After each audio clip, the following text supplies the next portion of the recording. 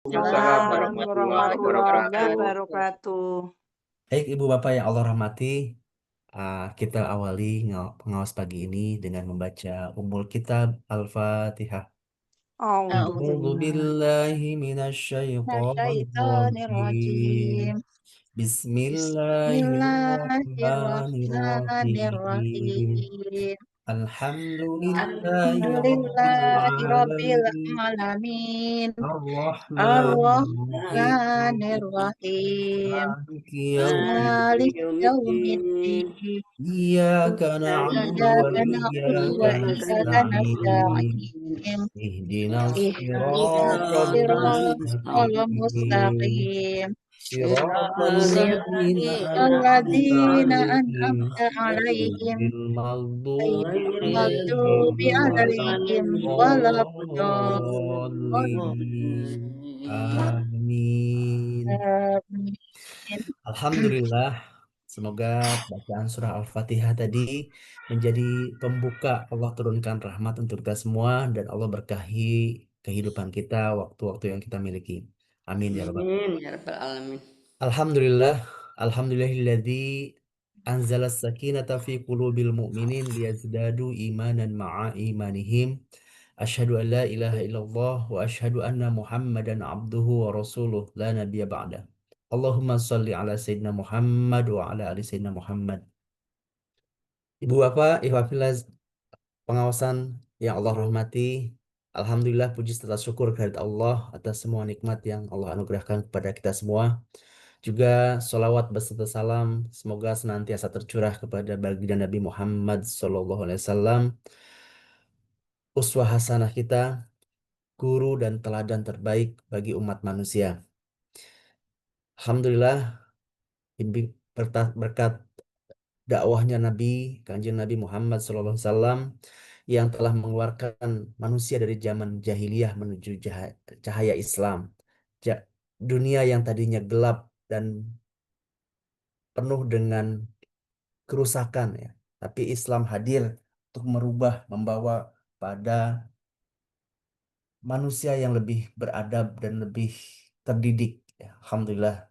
Tentu kita bersyukur, kita berselawat kepada Rasulullah sebagai rasa syukur, sebagai pengharapan kita juga mendapatkan syafaatnya kelak di yaumil akhir.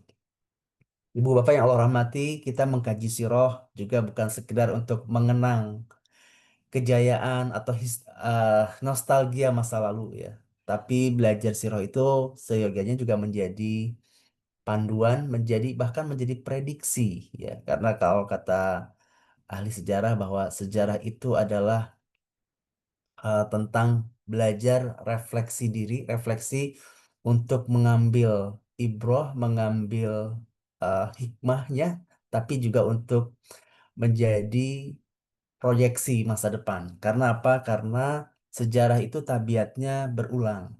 Hanya berbeda dari sisi latar, waktu, setting, dan tokoh-tokohnya saja. Tapi karakteristik dari sejarah itu adalah berulang. Ya. Bagaimana ke, kebangkitan suatu bangsa, bagaimana kehancuran suatu umat juga itu bisa kita lihat eh, pengulangannya ya.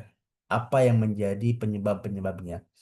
Dan dalam Al-Quran juga kita disuguhkan tentang kisah-kisah ya, karena para ulama mengatakan bahwa sepertiga isi Al-Quran itu adalah berisi tentang kisah. Mengapa? Karena satu, jiwa kita senang dengan kisah itu kan ya.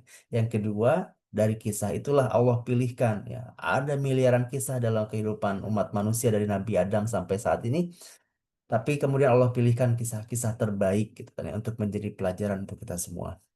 Dan kita juga kalau bisa bicara tentang sejarah, maka sejarah umat manusia yang paling kelam itu adalah umat manusia di abad ke-6 Masehi. Itu puncak-puncaknya kelam ya. Jadi kalau sekarang lihat ada sesuatu yang eh apa namanya rusak gitu ya. Pernah di bumi itu jauh lebih rusak dari itu ya. Sebelum Kanjeng Nabi Muhammad SAW itu diutus gitu ya.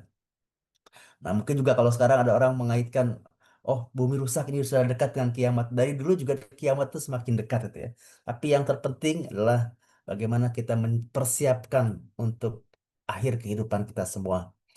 Baik Ibu Bapak yang Allah rahmati, pagi hari ini kita akan belajar ngaji sirah tentang bagaimana Kanjeng Nabi Shallallahu Alaihi Wasallam sebagai guru, ya, sebagai pendidik pertama, ya. Kalau pekan lalu kita sudah membahas bagaimana Rasulullah sebagai kepala keluarga, sebagai seorang ayah. Nah, kalau sebagai seorang guru, ya, ini juga mungkin kita bisa belajar, ya. Beberapa kasus yang lalu tentang viral, ya. Viralnya seorang anak didik ketahuan merokok, kemudian diingatkan sama gurunya, ya. Malah kemudian gurunya dikriminalisasi itu dia. Ini sesuatu yang terbalik, ya. Makanya seyogianya kalau kita menitipkan anak kepada sekolah, maka itu sudah menjadi kepercayaan kita kepada pihak sekolah itu ya. Tapi ini kemudian menjadi eh, salah didik gitu ya, dari bahkan dari orang tuanya sendiri gitu aja, dari sisi pendidikan terhadap anak. Dan kalau kita lihat dalam sejarah Sirah Nabawiyah, maka sebenarnya Rasulullah juga tugas asasinya adalah sebagai seorang pendidik, ya. Sesungguhnya aku hanya diutus untuk memberi pengajaran, ya, kata Kanjeng Nabi Muhammad SAW. Ini juga ditegaskan di dalam Al-Quran surat Al-Jumu'ah itu ya, ayat kedua, ya. A'udzubillahiminasyaitonirrajim. Huwallazi ba'atsa fil ummiyina rasulan minhum yatslu alaihim ayatihi wa yuzakkihim wa yu'allimuhumul kitaba wal hikmah wa in kanu min qablu lafi dhalalim mubin. Dialah yang telah mengutus seorang rasul dari kalangan mereka yang bertugas membacakan ayat-ayatnya kepada mereka, menyucikan mereka, serta mengajarkan kepada mereka Alkitab dan hikmah. Ayat ini menyebutkan bahwa tugas Rasul Shallallahu Alaihi Wasallam adalah mengajar, mendidik, mengajarkan Alkitab dan hikmah atau sunnah, serta mendidik orang berdasarkan keduanya, berdasarkan Al-Quran dan sunnah. Dan sebagian terbesar kehidupan Kanjeng Nabi Muhammad SAW dihabiskan untuk ini. Karena dari hal inilah, tentang pengajaran tadi, tentang mensucikan jiwanya, ya.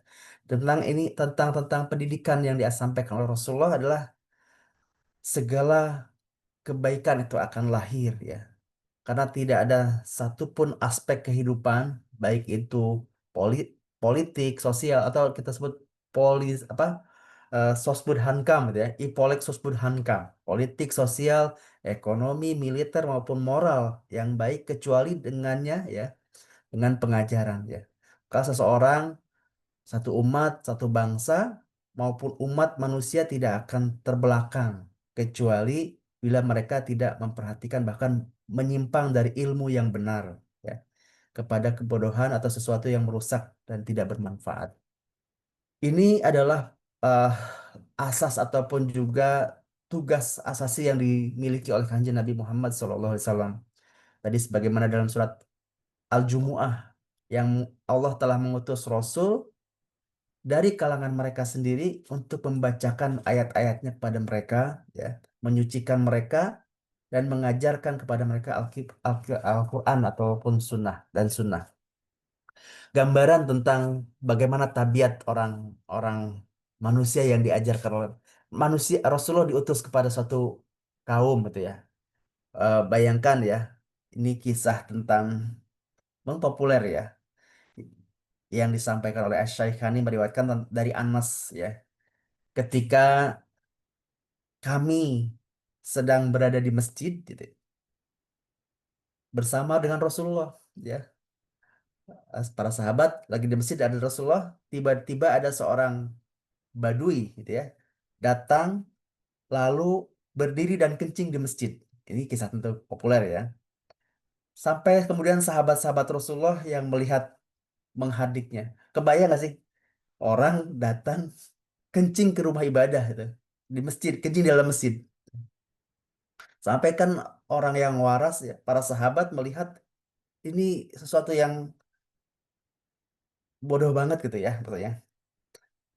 Sampai para sahabat mau menghardiknya, gitu. Maka Rasulullah bersabda, janganlah kalian hentikan dia dari kencingnya, biarkan dia. Akhirnya mereka pun membiarkannya hingga selesai kencing. Kemudian Rasulullah memanggilnya dan berkata kepadanya, sesungguhnya masjid-masjid ini tidak sepantasnya kena sesuatu dari kencing dan kotoran ini, ya. Ia hanya untuk zikir kepada Allah, sholat, dan membaca Al-Quran. Kemudian beliau memerintahkan seseorang untuk mengambil air, ya, lalu menyiramkannya di atasnya. Ini kisah ini disampaikan pembuka, ya. Dikemukakan kisah ini untuk mengetahui sejauh mana kesadaran budaya yang dimiliki bangsa Arab. Ini kesadaran budaya tentang ini kan sosok Baduy Arab Baduy ini kan gambaran tentang peradaban manusia di lingkungan bangsa Arab ketika itu, ya. Mengingat bahwa nggak ada seorang pun di dunia yang kencing di tempat ibadahnya, ya. Bahkan agama-agama yang hadir saat itu ataupun juga ada di muka bumi kan, nggak ada orang yang sampai kencing ataupun buang kotoran di tempat ibadah. Akan tetapi orang Arab Baduy ini, ya, telah melakukannya, ya. Gambaran tentang bagaimana budaya yang dimiliki oleh bangsa Arab ketika itu. Dan sikap Rasulullah SAW betul-betul menampakkan dirinya sebagai seorang pendidik yang tugasnya adalah menambal yang kurang menuju kepada kesempurnaan, menyempurnakan, memperbaiki akhlak manusia. Dan di antara hasilnya adalah kita bisa lihat, ya, dalam kurun waktu beberapa tahun, ya, seorang yang tadinya saking terbelakangnya budaya dan adab orang kencing di masjid, gitu. Orang kencing di rumah ibadah, yang itu tidak dilakukan oleh orang yang agamanya terbelakang sekalipun, itu kan, ya. Budaya yang sangat rendah di situ gambarannya. Tapi Rasulullah tugasnya adalah untuk memperbaiki akhlak manusia, menambal kekurangan-kekurangannya menuju pada kesempurnaan. Maka kemudian hasilnya, ya, dalam kurun waktu yang relatif singkat, dakwah Nabi itu hanya 23 tahun, ya. Tapi setelah sepeninggal Nabi Shallallahu Alaihi Wasallam, ya, Islam terus berkembang, ya, sampai saat ini kita dengan eh, jumlah yang sangat besar dan juga terus ada mujadid, ya, orang yang terus setiap kali ada penyimpangan dari ajaran dan dari tarbiyah Kanjeng Nabi Muhammad SAW, maka akan segera muncul kembali penuntun atau pembaharu ataupun juga yang menuntun kepada kebenaran, tuh, ya. Dan Rasulullah SAW memulai dakwahnya, ya, dalam fenomena dalam sejarah Kanjeng Nabi Muhammad SAW adalah Rasulullah memulai dengan membentuk umat yang memiliki kemampuan intelektual, ya, punya kecerdasan, baik kecerdasan otak, perilaku, moral, hukum, perundang-undangan, dan bahasa literasinya sendiri, ya. Sehingga kalau ada individu atau seseorang yang ada dalamnya, ya, tumbuh dan berinteraksi dengan dunia luar, ya, dengan dunia lain yang secara akidah dan perilaku sama sekali berbeda, nah ini sudah dibekali dengan bekal yang kuat, ya.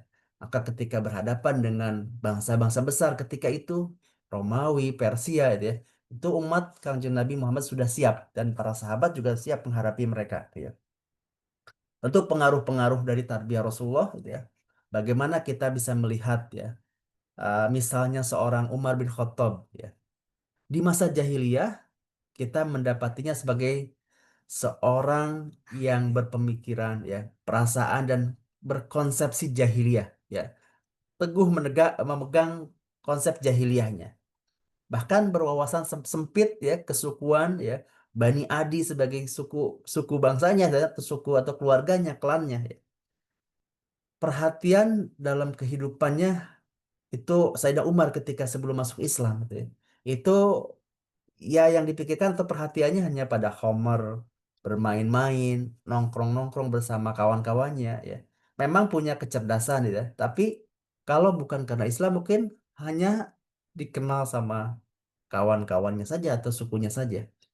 Kalaulah bukan karena Kanjeng Nabi Muhammad SAW, tentu Umar itu hidup dan mati, namun gak ada seorang pun yang merasakan kehadirannya, tidak merasakan keberadaannya Sayyidina Umar. Akan tetapi dengan sibgoh, dengan sentuhan, dengan dakwahnya Kanjeng Nabi Muhammad SAW, begitu mereguk gelas Islam, minum Islam apa namanya, memasuk Islam masuk ke dalam relung hatinya, ya. Maka di tangan Kanjeng Nabi Muhammad SAW jadilah ia sebagai sosok Umar yang oleh Michel Hart itu ditempatkan sebagai top 100 ya, urutan ke-50 manusia yang paling berpengaruh dalam peradaban umat manusia. Di tangan Rasulullah jadilah Sayyidina Umar sebagai orang peletak undang-undang jenius yang enggak ada duanya, ya. Seorang negarawan yang agung, ya, simbol keadilan yang selalu lekat dengan ketegasan dan kasih sayang, ya, dan berwawasan luas, ya, pengertian dan juga kuat secara firasatnya, ya. Bahkan firasat Sayyidina Umar tuh sangat sangat kuat itu kan, ya. Bahkan ketika orang-orang bangsa Romawi itu sampai terkagum-kagum, ya, seperti apa Sayyidina Umar itu, ya, orang yang punya kecerdasan, ya, tapi ternyata tetap dengan kewibawaan, dengan kesehajaannya. Itu adalah buah dari didikan Kanjeng Nabi Muhammad SAW, yang kalau bukan karena Islam mungkin hidup dan matinya nggak dikenang, gitu ya, tapi andil besar, ya, Rasulullah berhasil menggali potensi, ya, potensi yang dimiliki oleh umat manusia, ya.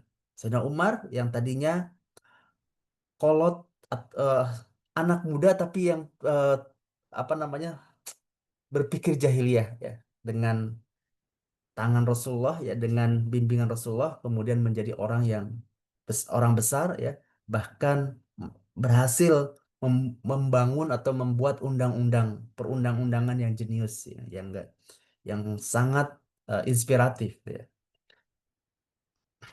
Kalau kita lihat itu kan, ya, hasil dari tarbiyah dari Rasulullah. Kisah misalkan Abdullah bin Mas'ud. Tadi kalau tentang kisah Sayyidina Umar. Abdullah bin Mas'ud ini ia dikenal di kalangan masyarakat Quraisy sebagai penggembala kambing. Kita bayangin lah, seperti apa sih orang yang profesinya sebagai penggembala kambing, tentu yang dianggap sebagai pekerjaan yang hina dina, ya. Ia hanya dikenal oleh tuan dan orang yang menggunakannya, ya, sebagai budak penggembala kambing, gitu. Badannya kurus, pendek, bahkan, ya, ini secara fisik, ya, betisnya kecil, lagi krempeng, ya. Namun setelah ditarbiyah oleh tangan Rasulullah SAW, ia menjadi salah seorang pencetus aliran fikih Islam yang sangat berpengaruh, yang menjadi rujukan bagi Imam Abu Hanifah An-Nu'man, ya, salah satu dari 4 mazhab, ya, Imam Abu Hanifah. Bahkan Umar mengatakan kepada masyarakat Kufah tentang Abdullah bin Mas'ud ini, saya telah mendahulukan Abdullah untuk kalian, mengalahkan aku sendiri, gitu kan, ya. Ketika mempelajari kepribadian para sahabat, riwayat para sahabat tuh, ya, sebelum dan sesudah berinteraksi dengan Kanjeng Nabi Muhammad SAW, kita akan mendapati segala hal yang yang ada pada dirinya telah berubah, ya. Sesuatu yang tadinya entah berantah tidak bermanfaat, tapi kemudian dengan sentuhan itu menjadi sesuatu yang brilian, ya. Kita mendapati seluruh potensi. Ini sebenarnya bukan tentang makhluk yang baru, tapi potensinya tuh ada, ya. Tapi bagaimana sentuhan potensi itu, ya, yang kemudian mengalir di jalan yang benar. Baik itu potensi fisik, ya, intelektual, jiwa, rohani, rasa, mental, dan juga moral. Nah, semua potensi-potensi itu, ya, kalau kita lihat, ya, dengan sabda Kanjeng Nabi Muhammad SAW, Rasulullah berkenaan dengan potensi manusia ini, Rasulullah tuh sentuh semuanya, ya. Orang yang punya potensi kerja, ya, kita lihat, ya, Rasulullah pernah bersabda, sesungguhnya Allah mencintai seorang hamba yang berprofesi. Ini penyemangat, ya. Semua orang tuh mesti punya karya, punya profesi apapun itu, gitu kan, ya. mau jadi seorang pedagang ya, seorang pendakwah atau seorang pengusaha ya, itu punya potensi ya. Dan Allah mencintai seorang hamba yang berprofesi. Kemudian potensi partisipasi dalam amaliyah berjamaah ya. Jika kalian saling melakukan jual beli dengan jual beli ya, maka eh, kata Rasulullah ya, ya, maka niscaya Allah menimpakan kalau orang itu meninggalkan eh, tidak Allah akan mencabut dari kalian hingga kalian kembali kepada agama kalian kalau orang itu meninggalkan bukan meninggalkan semangat untuk berjihad gitu ya, ataupun semangat untuk meninggalkan semangat jihad ya, Allah akan menimpakan kehinaan kepada kalian ya, tidak akan mencabutnya dari kalian hingga kalian kembali kepada agama kalian.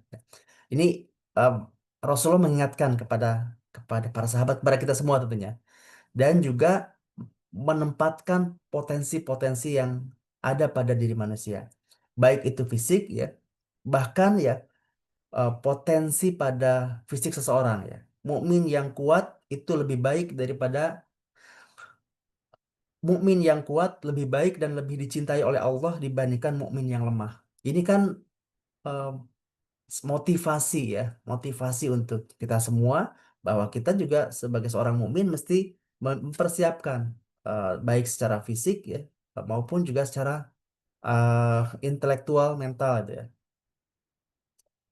Bahkan soal potensi ya misalkan tentang potensi seksual seseorang. Rasulullah juga mengingatkan, menikahlah dengan perempuan yang berpotensi banyak anak dan penuh kasih. Juga tentang bakat estetika gitu ya.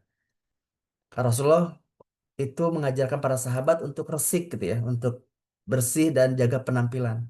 Perbaikilah kendaraan kalian dan perbaguslah pakaian kalian sehingga seakan-akan kalian menjadi seperti tahi lalat di mata masyarakat. Karena sesungguhnya Allah tidak menyukai kejorokan dan perkataan jorok.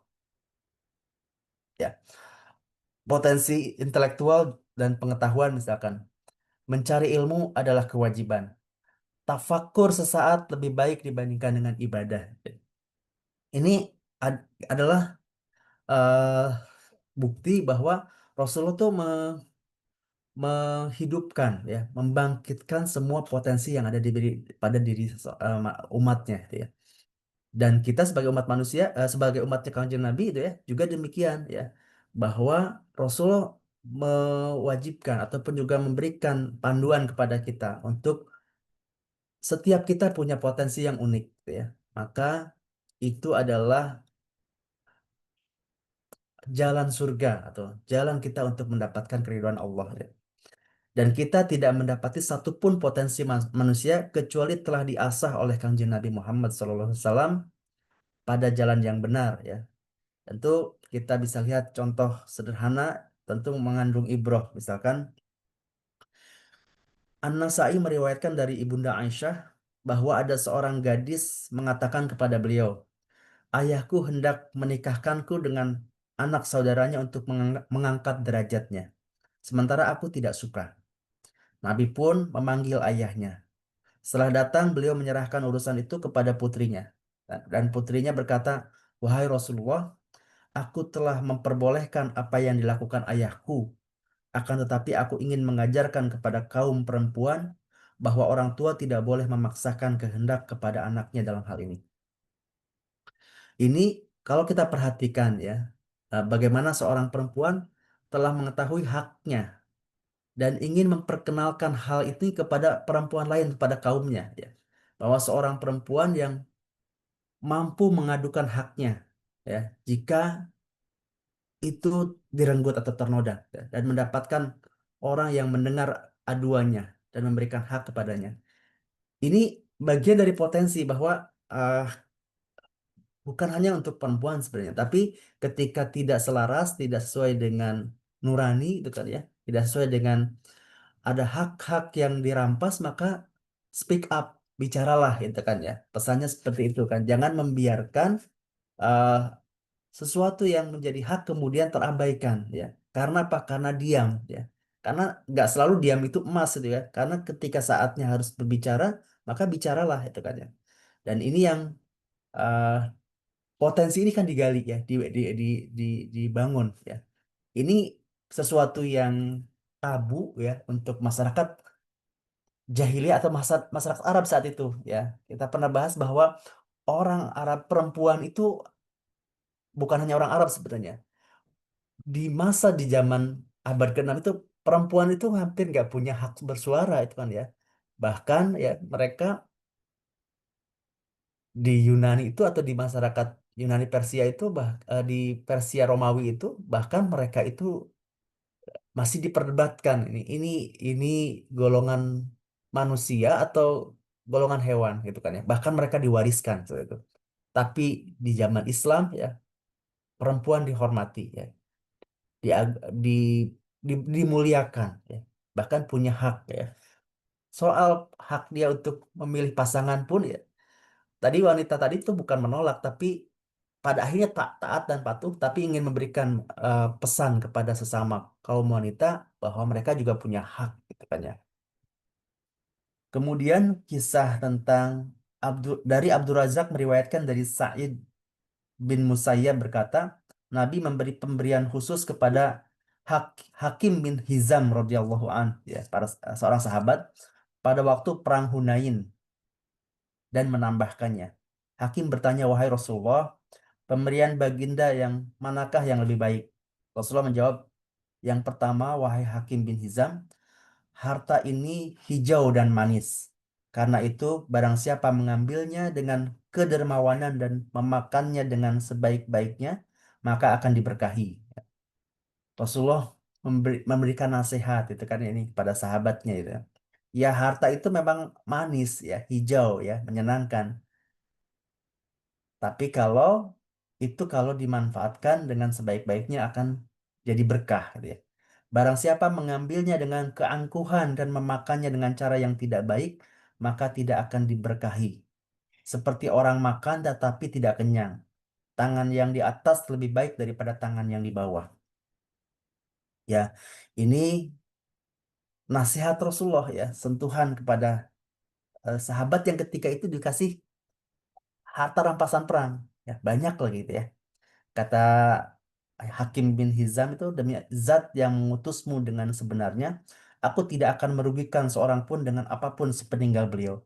Sehingga ia tidak pernah menerima pemberian apapun hingga meninggal. Menjaga kehormatan, gitu ya. Tangan di atas lebih baik daripada tangan di bawah. Ya. Ini mengajarkan etos kerja juga kan ya, sentuhan dari pendidikan Nabi Shallallahu Alaihi Wasallam. Dan Rasul itu dalam pendidikan kepada sahabat juga bahkan pada hal-hal yang kecil ya, soal pemberian nama saja. Rasul itu sangat memperhatikan ya sahabat yang pernah diganti namanya kan karena namanya kurang baik gitu kan ya, diganti dengan nama yang lebih baik ya. Jadi bahkan ini pun memberikan ini ya, memberikan pengajaran ya. Kalau kata William Shakespeare itu kan apalah arti sebuah nama ya. Karena dia belum mengajar ngaji sirah kan begitu ya. Karena Nabi sangat memperhatikan bahkan memberikan nama yang baik itu kepada anak itu adalah hak seorang anak gitu kan untuk diberikan hak-haknya oleh orang tua. Nah, kemudian tentang bertetangga ya. Nabi juga mengingatkan ya. Dalam Al-Kabir Imam Tabrani diriwayatkan dari Bakir bin Ma'ruf dari Alqomah dari Rasulullah SAW. Rasulullah bersabda, mengapakah kaum itu tidak memahami tetangga-tetangga mereka, tidak mengajari, tidak menasihati, tidak menyuruh dan tidak melarang mereka. Ya. Kemudian dalam riwayat yang lain disebutkan beliau turun dan sekelompok orang bertanya, wahai Rasulullah, Rasulullah pernah mengatakan, mengapakah kaum-kaum itu tidak belajar dari tetangga, tidak belajar memahami, dan tidak mengambil nasihat? Demi Allah, suatu kaum harus mengajar tetangganya, memahami mereka, menasehati, memerintahkan dan melarang. Melarang mereka. Suatu kaum harus belajar dari tetangganya, belajar memahami, mengambil nasihat, atau kalau tidak, aku akan menyegerakan hukuman bagi mereka. Nah, kemudian dalam riwayat lain masih sama ya, dengan nada yang sama. Wahai Rasulullah, siapakah yang baginda pandang memperhatikan mereka? Beliau menjawab, orang-orang Asy'ari, mereka adalah kaum yang fakih dan memiliki tetangga kering dari kalangan pemilik air dan orang-orang Badui. Sampai kemudian berita ini sampai kepada orang-orang Asy'ari, orang-orang dari Yaman ya. Sehingga mereka pun menghadap Rasulullah dan bertanya, wahai Rasulullah, baginda menyebut-nyebut suatu kaum dengan kebaikannya, tapi menyebut-nyebut kami dengan keburukan. Ada apa dengan kami itu ya?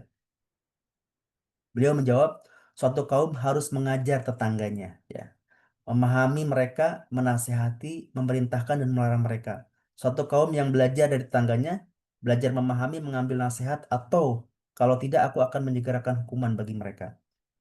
Ini tentang eh, perintah Nabi ya, mewajibkan orang belajar belajar untuk mengajar. Ya, jadi semangat untuk kalau kita berarti ya semangat untuk ngaji, kemudian juga mengamalkan dan mengajarkannya ataupun juga menyampaikannya lagi gitu ya. Juga mengingatkan untuk orang yang tidak tahu untuk belajar.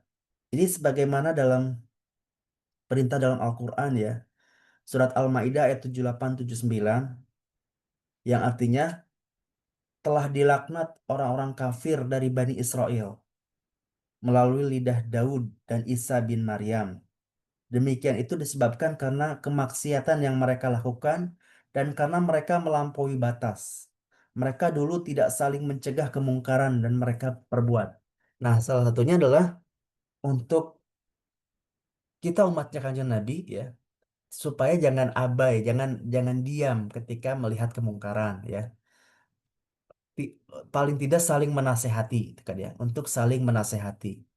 Dan ini ya kita dapati ya sesuatu tarbiyah ataupun juga pelajaran dari pengajaran dari Kanjeng Nabi ya yang mewajibkan orang untuk belajar untuk mengajar dan orang-orang yang tidak tahu untuk belajar hingga hingga kemudian menjadi tahu dan paham ya.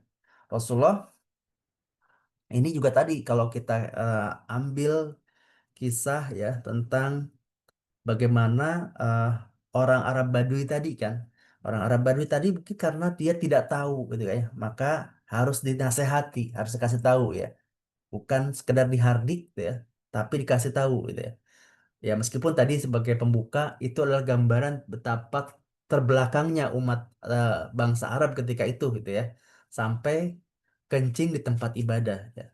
Tapi Rasulullah memberitahu yang tahu kepada sahabat kasih tahu itu ya. Dan jangan abai itu kan ya. Setiap kita jangan abai dengan kebodohan yang ada di lingkungan kita. Tadi perhatikan tetangga itu kan pesannya seperti itu.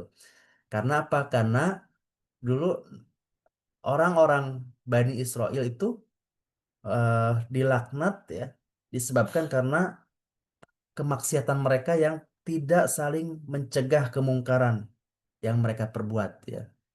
Hidupnya nafsi-nafsi masing-masing gitu ya. Dan ketika bicara tentang tarbiyahnya Kanjeng Nabi ya, wilayah tarbiyah Rasulullah meliputi seluruh Jazirah Arab. Karena itu beliau eh, tidak cukup dengan keislaman suatu kabilah sebelum delegasi mereka datang. Jadi Rasulullah tuh di tahun-tahun setelah perjanjian Hudaibiyah itu punya banyak berkahnya tuh ya. Banyak delegasi datang ya. Delegasi datang dan biasanya mereka tinggal di Madinah. Nah, inilah kesempatan. Tinggal di Madinah beberapa hari, bahkan kadang berlangsung lebih lama. Pada saat mereka tinggal di Madinah itulah ya. Jadi ada orang-orang dari Bahrain, dari mana datang ketemu Rasulullah ya, tinggal di Madinah. Maka pada saat itulah beliau mewarnai, beliau memformat ya, meriset mereka, memformat mereka dengan format baru ya, baik dengan arahan maupun dengan keteladanan ya, dengan uh, panduan perintah maupun juga mereka bisa melihat real life gitu ya, keteladanan atau dengan memerintahkan para sahabat mengajarkan Islam kepada mereka. Apabila beliau sudah mengizinkan mereka untuk meninggalkan Madinah, dirasa sudah cukup paham dan mengerti ya. Beliau mengangkat seseorang di antara mereka sebagai pemimpin dan memerintahkan agar mereka menjalankan proses tarbiyah dan taklim mewakili beliau. Ini rahasia ya dakwah singkatnya Nabi ya. 23 tahun ya. Bahkan sebenarnya dakwah luas itu baru terjadi di Madinah kan di 10 tahun terakhir. Tapi hasilnya luar biasa. Salah satunya adalah tongkat estafet ataupun juga beliau mengangkat seseorang di antara tokoh-tokoh kabilah itu ya. Kemudian setelah masuk Islam, memahami budi pekerti, akhlak baik gitu ya. Maka kemudian mengangkat seseorang di antara mereka sebagai pemimpin dan memerintahkan akan menjadi pelopor proses tarbiyah dan taklim mewakili beliau di kampungnya masing-masing gitu ya. Nah, selain itu, beliau kanjeng Nabi juga mengutus para sahabatnya yang fakih ya dalam hal agama, baik itu sendiri-sendiri ataupun berkelompok untuk melakukan tarbiyah ke berbagai tempat ya, menjalankan tugas sebagai murabi ya, sebagai guru ya, dan hasilnya memang dalam waktu yang relatif singkat ya, nggak lebih dari 10 tahun ya, Jazirah Arab yang luasnya itu hampir seperti benua kan, itu sebuah cekungan daratan itu Arab, sebagian wilayah yang memahami agama Allah itu sudah terdidik dan terbina ya. Pemikiran mereka telah berubah ya dari jahiliyah sampai kemudian mencapai derajat yang belum pernah dicapai oleh umat manusia. Padahal sebelumnya mereka berada dalam lembah kejahiliahan. Baik itu jahiliyah secara intelektual ya, jahiliyah intelektual yang sangat dalam itu ya. Sampai-sampai ya eh, kebodohan secara intelektual mereka itu tergambarkan dalam kisah bagaimana seorang di antara mereka itu yang menyembah, ada yang menyembah ya selain patung, bahkan ada yang menyembah batu. Kalau batu menemukan batu lain yang lebih indah, mereka ganti menjadi batu yang lain itu ya. Bahkan ada yang menyembah buah kurma di pagi hari, lalu memakannya di sore hari. Ini tentang kejahilian intelektual mereka. Tapi Rasulullah kemudian merubahnya dengan tarbiyah. Sumbernya dari apa? Sarana tarbiyah Rasulullah yang agung ini adalah Al-Quran. Sebagaimana tadi dalam surat Al-Jumu'ah ya. Walladzi ba'asa fil ummiyina rasulan minhum yatslu alaihim ayatihi wa yuzakkihim wa yu'allimuhumul kitaba wal hikmah gitu ya. Nah, sarana tarbiyah yang paling agung ini adalah Al-Quran ya. Dan dalam Al-Quran ya, Rasulullah memperhatikan betul ya. Perhatian utama Rasulullah waktu itu adalah bagaimana orang dapat menguasai Al-Quran ini. Baik itu secara harfiah, secara pemahaman maupun aplikasinya. Ya. Sejauh mana individu-individu itu dalam masyarakatnya menguasai Al-Quran. Maka sumber pengajaran yang utama adalah kembalikan kepada Al-Quran. Membimbing anak-anak kita memahami ya. Yang paling dasar dia bisa baca Al-Quran. Setelah itu memahami dan bisa mengaplikasikannya gitu kan ya.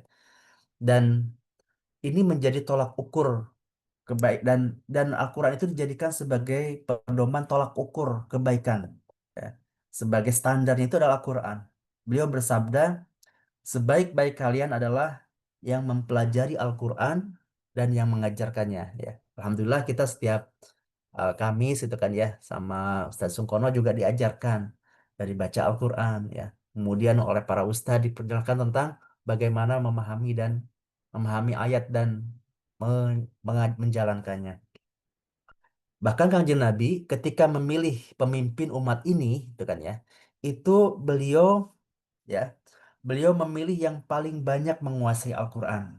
Ketika beliau eh, mengangkat komandan pasukan, gitu ya, mengangkat pemimpin suatu wilayah, gitu kan.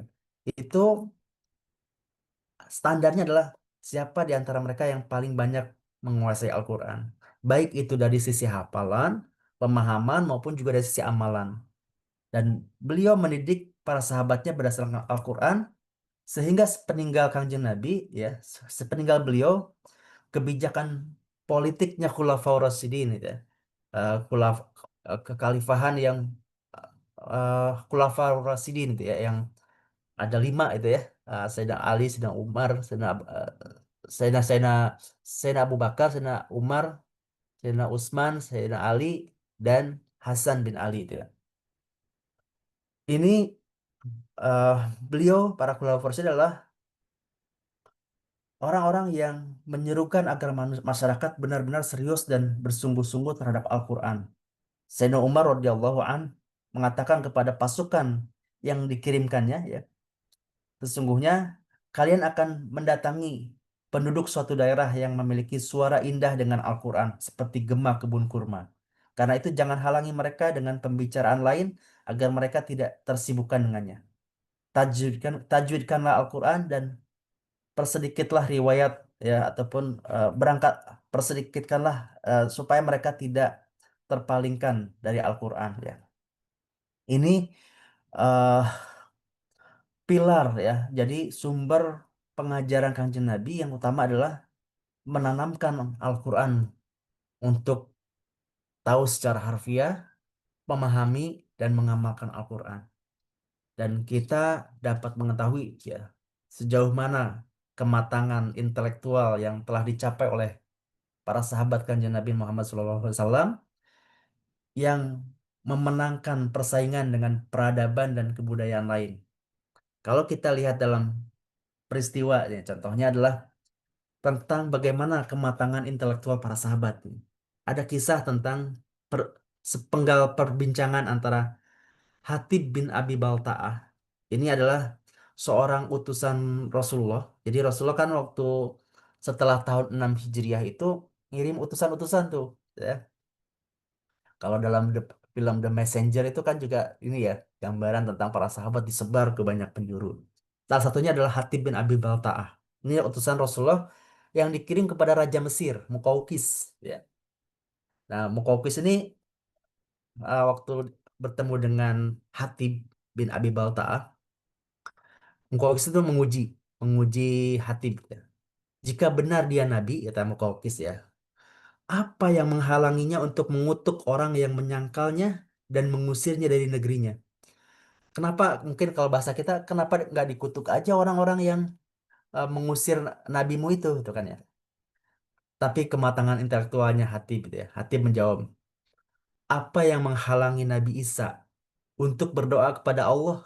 Kenapa dia bilang Nabi Isa? Karena Mesir ini adalah jajahannya Romawi, ya. Romawi itu kan agamanya, mereka secara agama negara itu adalah agama Nasrani, ya.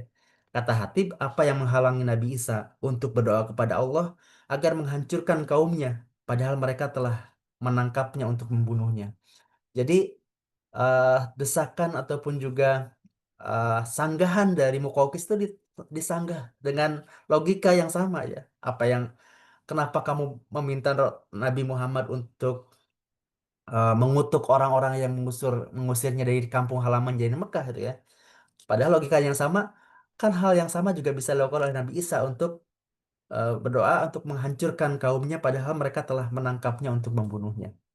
Dan Muqawqis bilang, bagus, Anda orang bijak, datang dari orang bijak, ya. Muqawqis ini akhirnya kemudian kan dia memberikan balasan suratnya Nabi, ya, dengan eh, ketundukan, itu kan, ya. Bahkan dia mengirimkan hadiah-hadiah yang banyak kepada Rasulullah, termasuk adalah mengirimkan sebagai rasa hormat, itu ya, mengirimkan seorang eh, putri putri dari eh, bangsa Mesir, itu ya, dari bangsa Koptik ini, itu Maria Al-Qibtiyah, itu ya, yang dua orang, ya, Maria dan satu lagi siapa itu, ya. Dan Maria ini kemudian diperistri oleh Rasulullah dan kemudian melahirkan anak yang bernama Ibrahim, ya, anak terakhir Rasulullah, ya, Ibrahim, yang wafat ketika masih kecil. Kemudian eh, kisah tentang Munzir, surat Al-A'la Al-Hadrami kepada Munzir. seorang gubernur Bahrain ya, yang dulu menguasai Kuwait, Qatar, Bahrain dan wilayah sekitarnya gitu ya. Ini Al-Hadrami berkata kepada gubernur Bahrain ketika itu, "Wahai Munzir, sesungguhnya Anda adalah orang yang berpikiran besar di dunia. Karena itu jangan sekali-kali mengecilkan akhirat. Agama Majusi ini adalah seburuk-buruk agama." Jadi dulu orang-orang Bahrain itu ikut orang-orang Persia menyembah api itu kan. Agama Majusi ini seburuk-buruk agama. Di dalamnya tidak ada kemuliaan Arab maupun pengetahuan tentang ahli kitab. Mereka menikahi orang-orang yang pernikahannya membuat malu. Ya, orang-orang Persia itu nikah sama kerabatnya, bahkan ibunya sendiri itu kan ya. Maka lahir keturunan-keturunan yang lemah. Mereka makan makanan yang menjijikan. Dan di dunia ini mereka menyembah api yang akan memakan mereka pada hari kiamat. Sementara aku bukanlah orang yang tak berakal. Karena itu cobalah perhatikan, pantaskah orang yang tidak pernah berdusta tidak tidak kau percaya? Ya, maksudnya Rasulullah ya. Pantaskah orang yang tidak pernah berkhianat tidak kau yakini? Pantaskah orang yang tidak pernah ingkar janji tidak kau percayai? Itulah Nabi yang umi ya, yang bagi orang yang berakal tidak mungkin mengatakan seandainya yang diperintahkannya dilarang dan yang dilarangnya diperintahkan. Atau mengapa ia tidak berlebih dalam memanfaatkan atau kurang dalam menghukum. Uh, Dialog panjang antara Munzir ini menasehat dia. Jadi dengan kemampuan retorika dan intelektual para sahabat ini ya, yang tadinya datang dari orang yang jahil itu ya, sampai bisa menasehati gubernur ataupun juga pemimpin negara-negara negara di Jazirah Arab.